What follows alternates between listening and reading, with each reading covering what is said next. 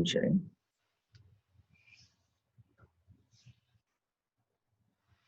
So, this one product, right? Hello? You guys can hear me, right? Yeah, yes. Yeah. So, Shashank, can you repeat your question? What you are asking earlier? So, I was in a hurry of creating a new meeting request to save the recording. No. Yeah. Means like just I was summarizing what you have said.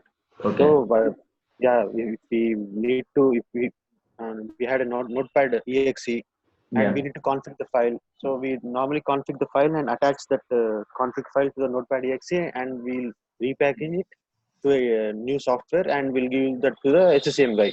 So generally, MSA is the standardized installation provided by Microsoft. Understood? Okay. So if you are having setup file as an exe, that exe logic will be different by different end users. Understood?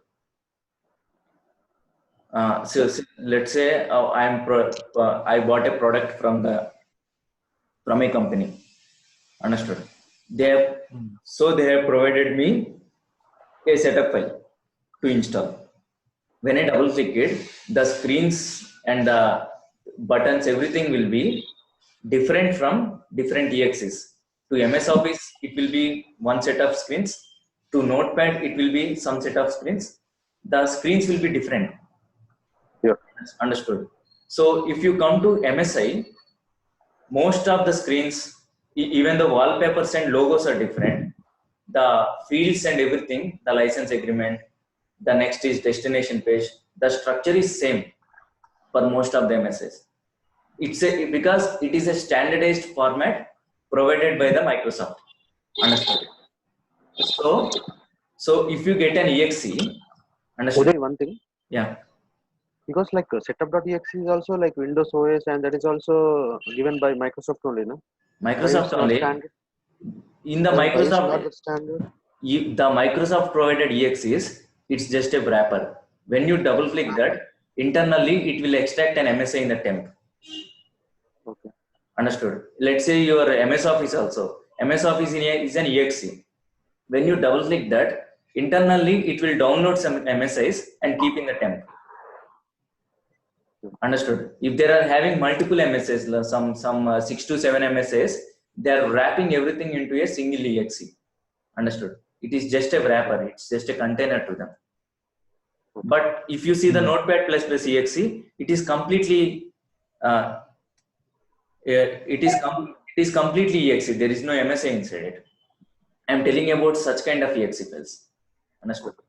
So those exes are not standardized format. I mean, they are standard to their company, but what I'm telling is they are not uniform. Each and every product will be different. So MSI is the standard provided by the Microsoft, and SCCM is a standard format provided by standard deployment tool provided by Microsoft. Understood? So the default standard for every company is, if you get an exe, you should try to convert it to an MSA. Understood? Let's say you are having some trouble in creating the MSA, then you will go to that configuration files and all. Understood? Hello, Shashank? Okay. Yeah. So the first option should be converting to the MSA. Or if it is already having an MSA, just picking that MSA instead of converting. So let's say that setup.exe is there. If you double click that, it is extracting some MSA in the temp. Then what I should do is, I should grab that MSA which is extracting in the temp, and I need to do configurations to that one. If it is not extracting anything, I should convert this exe to a new MSA. Any doubt in this? If it is already they provided an MSI, I should use that MSI. We term that already given MSA as vendor MSA. If they don't provide any MSA, they provide any exe, I should convert this to MSA and I should use that one. This is our first priority. If there is any issues while converting this to MSA, then we need to go to the config files. Understood? Okay. So the first option should be MSA. Then only we should go to the config files. If that MSI part doesn't work, then only we should go to that config files. For SCCM, I mean to say, for SCCM deployment. This is the standard they provided. And some companies in the EasyGo, they might tell to go with the config files directly, because if they don't maintain those many standards. But most of the standardized projects, they will ask us to provide the MSA first.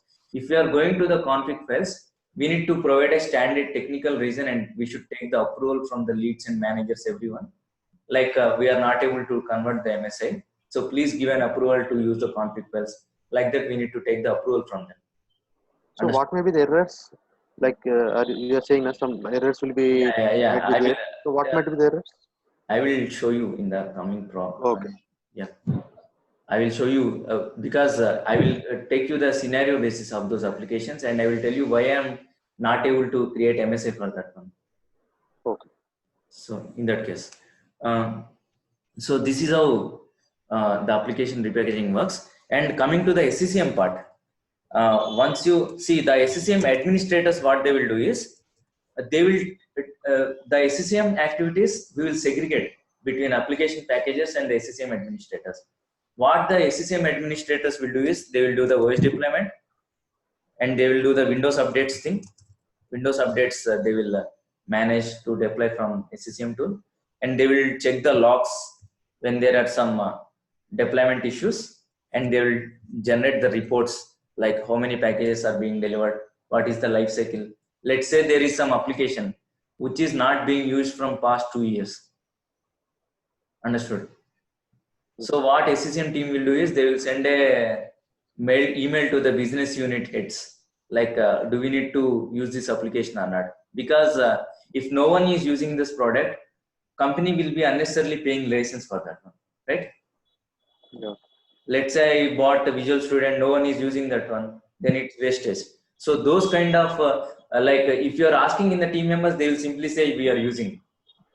But through SCCM, we will get the actual data, whether they are using or not. So through that one, they will get data like how many they are using or not. If they are not using, they won't buy the product again using the licensing work. If they are using, they will see how many users are using. Like let's say they are using 50 members average on an average. So they will they will take buffer some around 10 members, and they will take a license for some 60 members or 70 members, like that. That is how in the cost management also these SCCM administrators will come into picture. So these are the tasks will be done by SCCM admins. And coming to, I am telling the tool usage by SCCM packaging is what they will do. Repackaging is what they will do. What we will do in SCCM, we will create, once we create the package, we will create an application or package entry. There are two entries actually. One is application entry and one is package entry in SCCM 2012. Application entry is for directly we will browse the MSA file. In package entry, we will be having multiple MSAs or EXEs with configuration files. For that one, we will create an entry called package entry. We will do this one. We will create an application or package entry, and we will test this and we will create a task sequence. Like task sequence is for wiring up multiple applications. Hello? Yeah. Yeah. So let's say I want to install NetBeans or Eclipse. So even though I install Eclipse, if I run the shortcut, the first error I will get is Java is missing. Yeah. Understood? So what does it mean is, before installing the Eclipse, I should install the Java. Java. Yeah. So what I can do is I can wrap both of them and I can create a single package, single application. But let's say there are some users, they will install only Java. Understood? So then what I will do is I will create a task sequence, and I will keep the name as Eclipse. And in this Eclipse task sequence, I will create two package entries. One is Java and one is Eclipse. So these two entries are the applications. It's like there are two different applications. One is Java and one is Eclipse. I have packaged two different applications, and those two applications are deployed in the SCCM. Now to the end user, if you want to install both of them, you will create a task sequence. There he will wire up both the applications. So first Java will be installed and then Eclipse will be installed. Understood? So that is how. So this is the application repackaging as we'll do. What we will do with the SCCM is we will deploy our applications. Understood? And once we deploy the application, there are two things. When you buy a when you connect to the network, that application will get automatically installed in your see, whenever I create an application, it will get automatically installed in the development team. That is automatic process. Another one is on demand. What on demand will do is I created this Notepad++ application and I kept in the SCCM, right? Hello? Yeah. So that Notepad++, everyone don't need that. Only few users need that. Understood? Sriram, let's say you are using your office environment. Sitaram. Yeah. So for you, Eclipse is a must. Notepad is necessary, right? Okay. So that's why that Eclipse will get automatically installed. Understood? But Notepad will be on demand. On demand means what if it happens is there will be a website in your company which is internally connected to the SCCM Play Store. It's like a Play Store actually for mobile. So when you open that website and there you will mention the application which you want to install, you will call that Play Store as a self-service portal in SCCM. Okay. You will log into this SCCM self-service portal. There your application will be visible. Notepad++. Install, uninstall. Two entries will be there. You will click on that install or publish. Once you click there, it will automatically get installed to your machine at that time. Like you are installing that Notepad++ from self-service portal whenever you want. Yep. So that's why it is called as on-demand. Okay. So these are two things. One is on-demand or automatic deployment, and another one is automatic. On demand. Yeah. So this is So these two come into what section? The SCCM only. In SCCM, once you create the application, you will set the SCCM to automatically install to all the set of users, or just keep in the self-service portal, so that whenever users want, they will simply go to that self-service portal and click on that publish button, like Play Store actually. Okay. So this first one is automatic deployment. Like without your confirmation, it will get automatically installed in your machine. The most basic required softwares. Other softwares which you require, which you whenever you want, you will just buy from that self-service portal. Okay. That is how. That is how the application packaging works. From the SCCM point of view. Like SCCM, there are many other tools also. SCCM is a tool provided by Microsoft. So there is one more tool called Marimba. Another one is Landesk. These are different companies. We need to install them separately. It's Landesk Inc. is the company name. Marimba, some Marimba Soft or something. I didn't remember the exact name. These are the different tools available in the market. Like how you have development, NetBeans, Eclipse, different tools which you select on your own. Like that, companies will choose like this. Previously, there is Landesk. Understood. Landesk is there before SCCM itself is available. But later, as Landesk became very famous, so Microsoft people, they implemented their own tool, SCCM, to handle this kind of. Understood. There is one more tool called MDT. MDT is also a Microsoft tool. Hello? Yeah. But MDT doesn't have those many features like SCCM. In SCCM, you can you can maintain self-service portal, you can gather repositories, you can generate reports like that. But MDT is a very simple tool, just is for OS deployment and some set of softwares while installing the OS. See, SCCM, once you install the software, once you install, your laptop is working with the operating system now, right? Yep. So some other software comes, you can grab that from the self-service portal, or it will get automatically installed through the SCCM. Your OS is already running. After OS installed also, while you are using that, you will fetch some softwares from SCCM.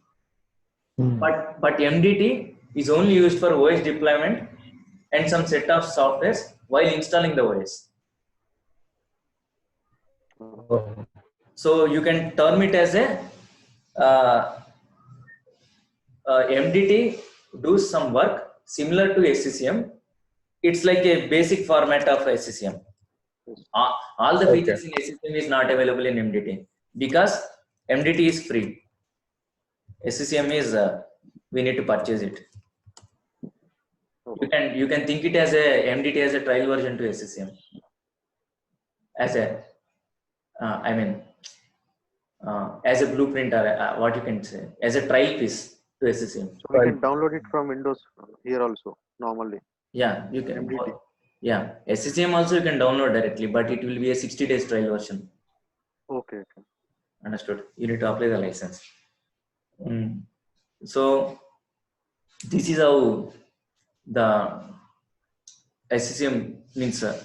This LANDESK and Mariba, there are some projects they will be using. But mostly you will be using SCCM only in many companies. Okay. Because Marimba, LANDESK, they provided license from 5 to 6 years, 10 years licensing like that. So that's why companies are still using that. Okay. SCCM, now they provided support to Linux and Mac also.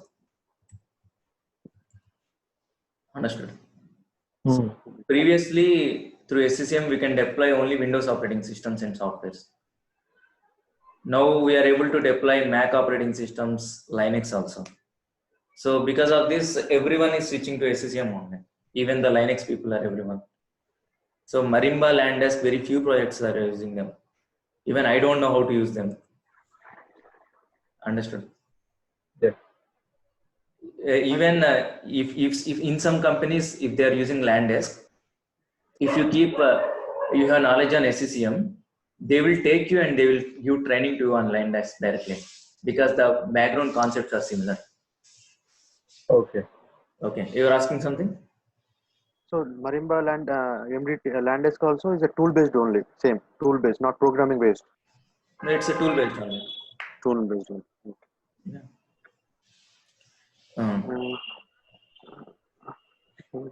Yeah, and in application packaging, repackaging.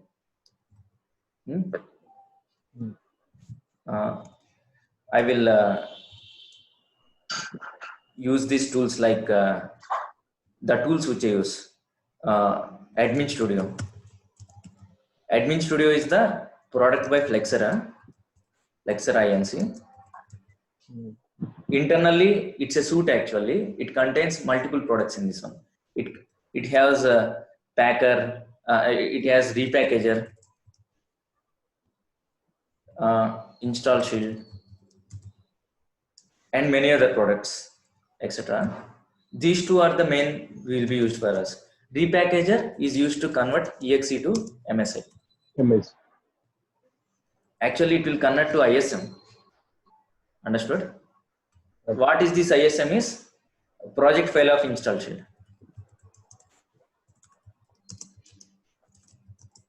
Understood? Once you convert this using this repackager, you will convert this exe to ISM. This ISM, you will edit with install shield and you will do all those configurations. This install shield, what is this tool is? Through install shield, you can create, you can do these conversions. Like you will be having Notepad++, you will be converted that to Notepad ISM. Notepad ISM. this ISM you will do the configurations, right? Which feature should, this is one option. Another option is you will create an installation from your scratch. Like there is no notepad or anything. Let's say this just listen to this completely. This is the important thing, Sitaram and Shashank. Yeah. Let's say I have a .NET development team and they are creating an installation. They are creating a product which is a Windows application, right? So that once the product is ready, they should we can sell that product to the end users. Understood?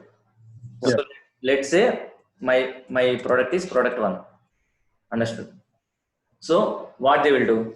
Development team guys will write the code, right? Yes. Once they write the code, they will compile the code and they will generate exes, DLL, assemblies, images, logos, whatever. So like if you go to Notepad++,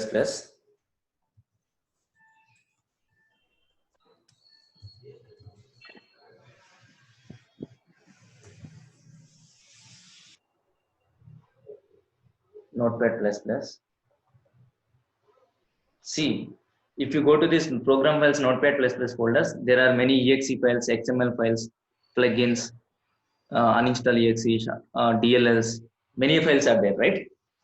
And one Right. thing here, can you show me the config file here? Is there any config file we can find here? No, this is the installed. After we install the product, the files which are coming. So Not after installation, we can't see the config file. no config file we can see, but Notepad we don't have any config file. Okay. This And product, one more thing. yeah. Yeah. So this is like normal. Like once we get a software like OS or like Microsoft OS, if you open the OS, we'll find all these type of files. Like one is See, .exe, this one is Notepad++, these files came after you install the product. That exe is there, right? In the D softwares, yeah.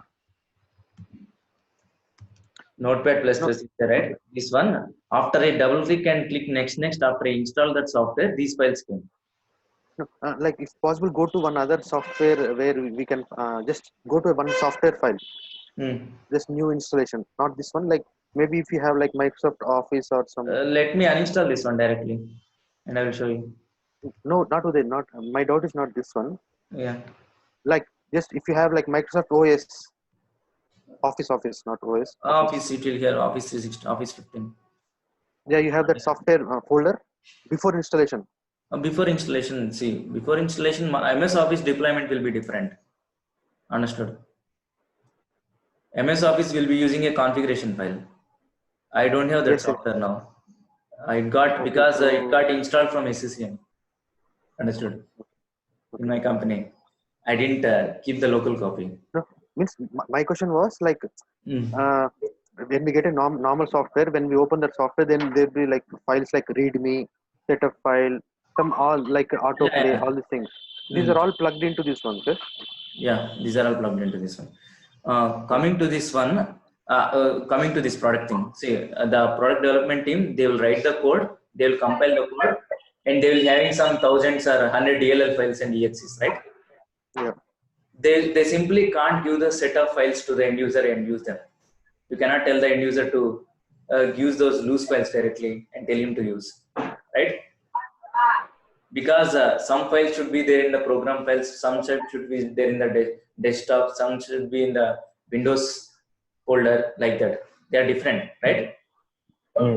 So previously what they will do is there's 100 files, they will keep a zip file and they will provide a readme document to the end users and tell them to do those steps manually.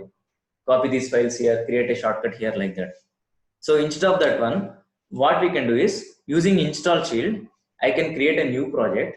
In those files, I can map those files, where those files should be going and what are the registries I need to create.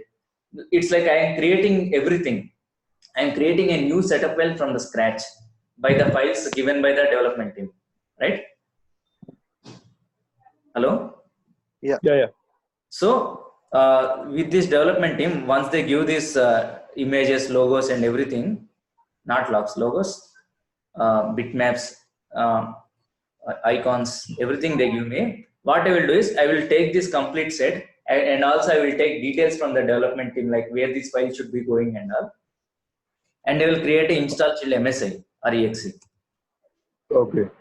So this exe we will keep in our company website, so that end users can download that. So once the product is created, this exe, this will be sold to the end users or to the companies. Understood? Okay. Okay. This particular task from the development to the exe creation is called as application packaging. Okay. Understood? So once this exe is created and sold to a company, let's say this product one is sold to Wipro or TCS, someone. Okay, this TCS, they bought this product from person 200 people. Understood? So instead of installing to everyone, what they will do is, there again this repackaging team will come into picture. Application repackaging team. So what we will do, we will use this exe, which is provided by the application packaging of the company which we brought. Like, and from them, these guys won't create these application packaging guys. They won't do the configurations, because they want to release that exe generically to all the customers. Understood? So if this product one might be having feature A, feature B, like this, 2 features. So Okay. they want to give option to both the features, because they don't know the client, the Wipro guys, they don't know which they will purchase, whether they will procure license for feature A or feature B, or they will procure license for both. They don't know, right? So that's why they will release it generically. After we bought that, we will fetch details from the team members, like which particular feature should be installed. So this repackaging guys, what they will do is, they will hide this feature B completely, so that only feature A will get installed. It's like we are repackaging the exe or MSI provided by the application packaging guys. Application package. Understood? So these are the 2 different streams in application packaging, and I worked in both the areas. Understood? My experience. Okay. So generally, most of the jobs will be there in the repackaging. Understood? Okay. So I will explain the course on repackaging first, and at the end, like final, while creating the explaining you the course of repackaging, I will explain you the concepts of packaging also, means how they will do it. So in repackaging, we'll create only the silent installations. Understood? So whatever, even if you get the GUI, we'll make everything silent for deployment purpose. But in packaging, we'll be creating the dialog boxes, UI prompts, screens, and all everything. Understood? So at the end of the course, I will give you an overview of how to create those dialog boxes and also those things also in the installation. Okay? Okay. Yeah. So that is how the course is structured. And so let's say while creating the installation, there are some scenarios where the install shield tool cannot implement that functionality. Understood? Okay. Let's say I want to create a registry through my installation. While creating the registry, I want to check the business unit. Let's say the business unit where that laptop belongs to is the pharmaceuticals or the human resources. Then some set of files should not get installed. So those conditions we cannot implement in install shield directly. Understood? So in that case, what we will do is, we'll create scripts using PowerShell or VB script. Okay. And we will embed them as custom actions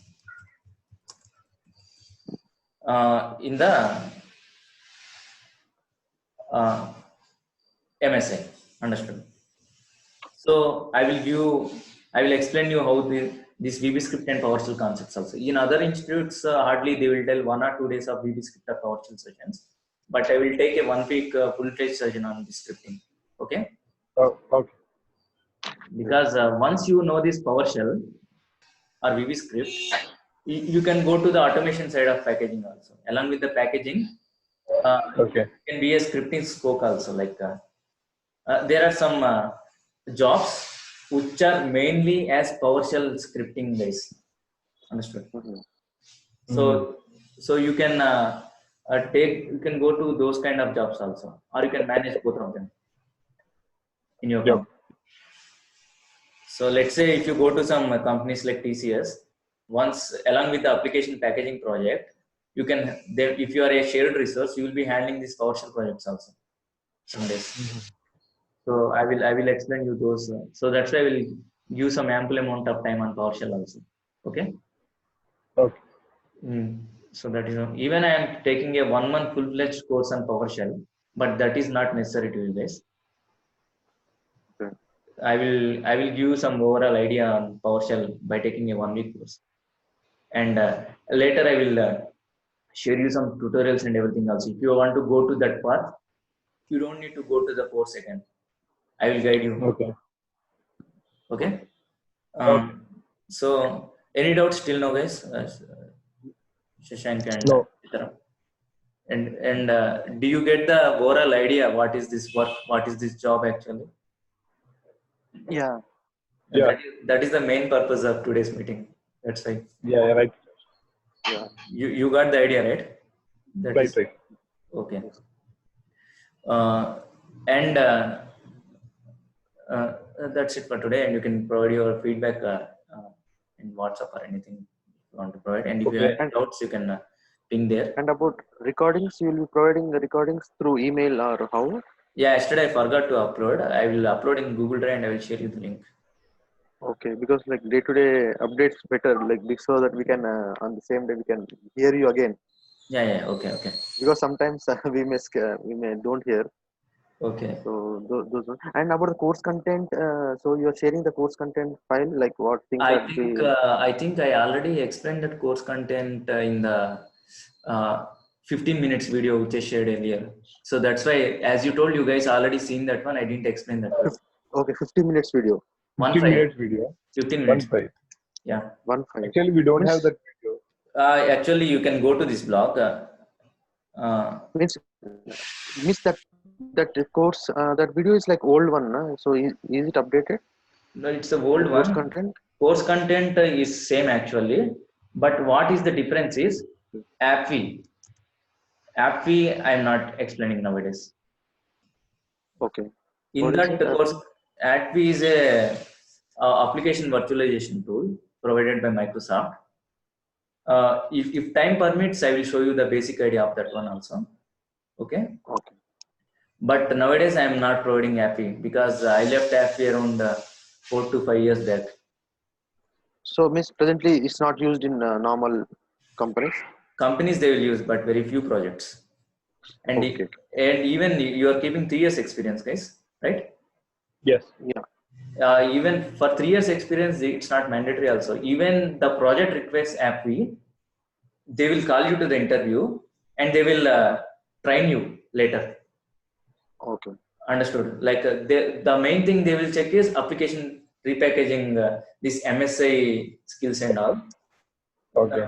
AppV, the streaming concept is they will explain you later when it is required. So that's why I will give you an overall, just an idea of that one also.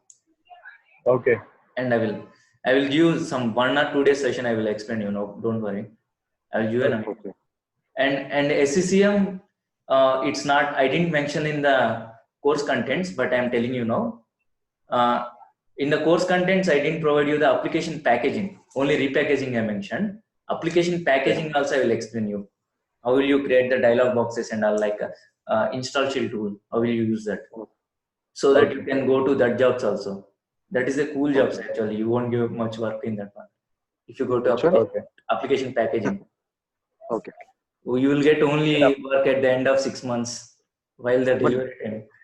But does it mean like we'll be on, bench, or like our job No, will be no, secure no. because Your of job less will be use?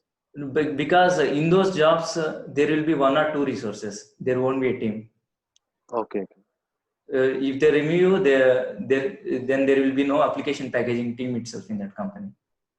Okay. Okay. Mm.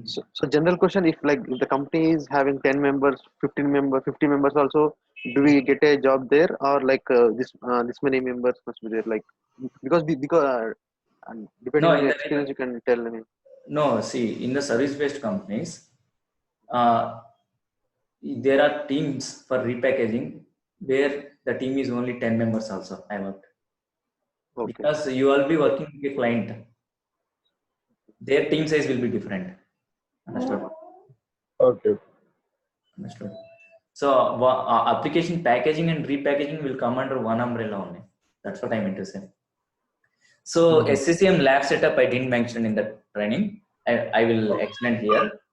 I will take a 1 or 2 day session on how you will set up that environment. Okay. I will set up a LAN environment in front of you guys directly. Understood. So so that's all for today's session. I will share you the recording, and even time is going to end, I guess. Okay. Okay, I will. In the next sessions, I might be using GoToMeeting. Okay. There is a change in the tool. I will mention you that. I'm thinking of buying the license from them directly. Oh, Okay, okay. that's it from my guys. Bye. So any Okay. doubts, Thank you. Bye. Sitaram? No. Okay. No. Bye. Okay.